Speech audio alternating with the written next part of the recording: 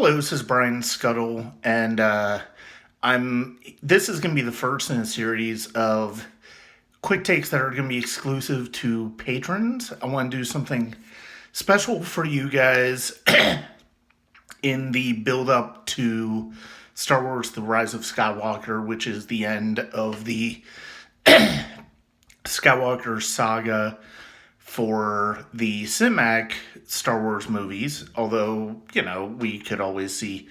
I would imagine we could always see more of Darth Vader and Anakin and other people later on, whether it's the Clone Wars TV series or what have you. But this is the end of the 9-film cycle on the Skywalker's clan. And what I want to do is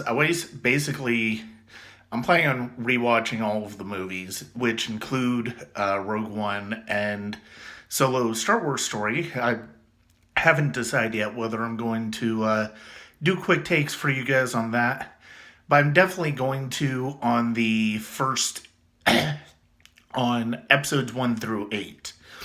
And basically, the way these are going to work is the ones for the first two films in the respective trilogies are going to be more sort of brief reviews on the films, and the third part of the trilogy, whether it's Revenge of the Sith or Return of Skywalker or even Rise of Skywalker, or Return of the Jedi and then Rise of Skywalker, is going to be sort of a culmination as to how the trilogies as a whole work. And so we start out with episode 1, The Phantom Menace, which it feels like there are few movies that I've actually done content for more. We did a Class of 1999 episode on it for the podcast this year. My friends Ron, Dave, and I did a commentary for it back in the day. I've got my print review. I've got just a staggering amount of Star Wars content. There's always more that I can do. So The Phantom Menace is it's one of my biggest sea changes as far as how I feel about a movie after 20 years.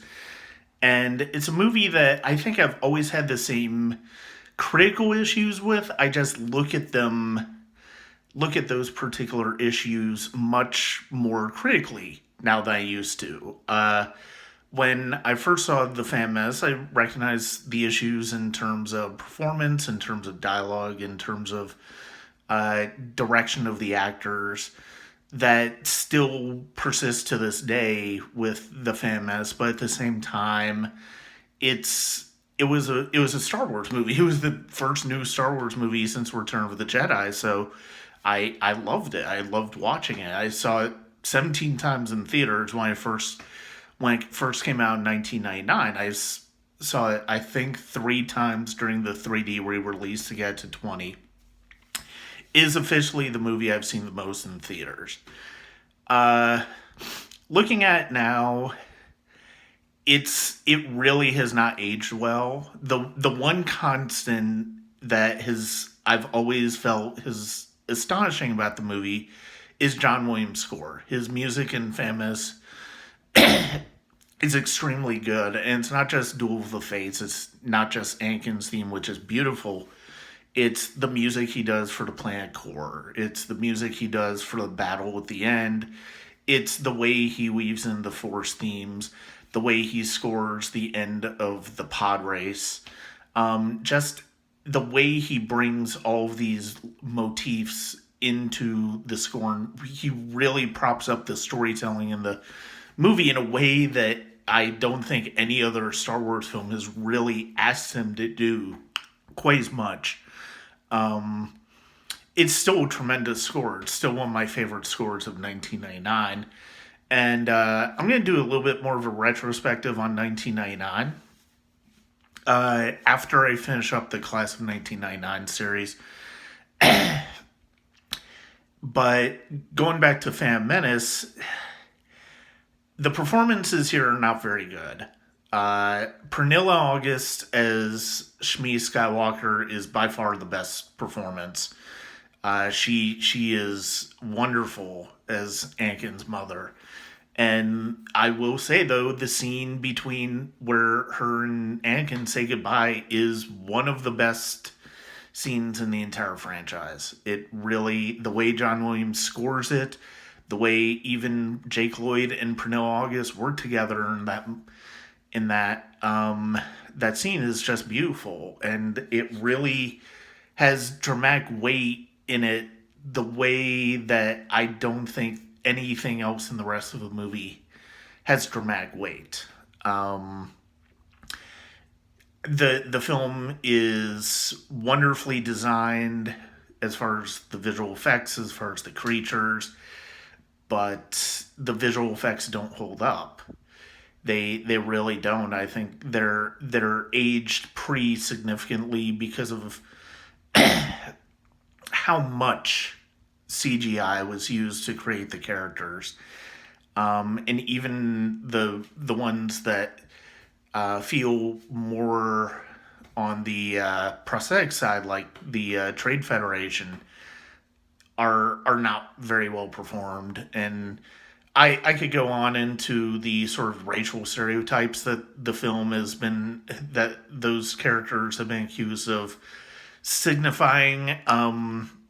It's almost a moot point to a certain extent, except for the fact that, it's been one of the key issues at the heart of the movie since the movie came out in 1999.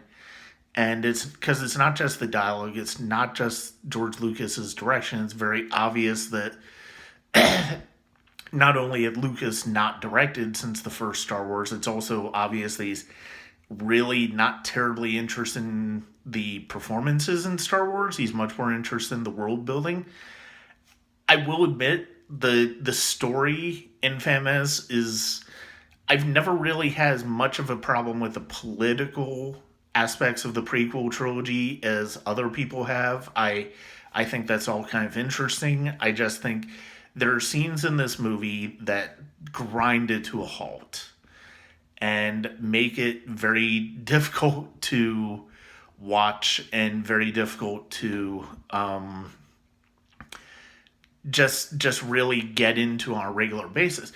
Going from scene to scene is very propulsive. It moves at a really great pace in terms of the transitions from scene to scene and points to points in terms of the plot. It's just within those scenes there's a lot of dead weight, I think, because of how much exposition there's involved in this. So overall, I don't think it's a terribly good movie. There are things about the prequel trilogy I really enjoy, and I'm grateful that we got to see, starting with Ewan McGregor's Obi-Wan, the prequel trilogy scores by John Williams were all terrific. Natalie Portman, I think, got better as the series went along. Not the biggest fan of Liam Neeson in this movie, but I kind of see why people liked his performance here. I think he's probably the most natural one in terms of trying to make this dialogue work. Overall, I'm just not as much of a fan of this movie as I used to be. I don't think it's terribly exciting. It occurred to me watching the pod race that I think a better example of that type of scene done really well is Speed Racer, the Wachowskis' Speed Racer movie, and especially like the Casa Cristo extended race sequences. I think that does a really great job of doing the same type of thing that the pod race is trying to do here, but with more visual interest and more storytelling weight to it. And that's it for me as far as the Fan Menace.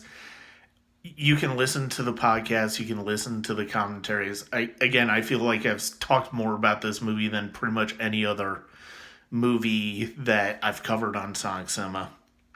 And I don't know how much more I'll say about it.